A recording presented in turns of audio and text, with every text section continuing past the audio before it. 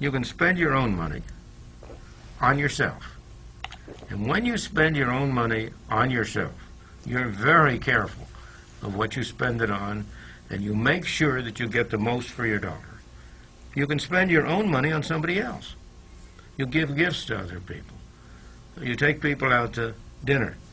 And when you spend your own money on somebody else, you're very careful that you don't spend too much. You try to keep down the amount you spend.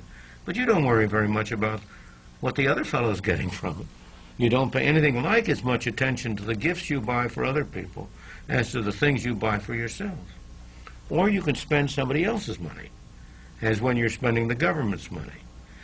I say the government's money, the taxpayers' money, which the government has control over. Now you're spending somebody else's money. Let's say you're out to lunch on an expense account, but you're spending it on yourself. You're very careful that you get good things for your money. You try to have a good lunch and pick the right things, but you're not very much worried about whether you get the cheapest. Spend all you want. Spend all you want. You'll be careless. Now, what happens when you spend somebody else's money on somebody else?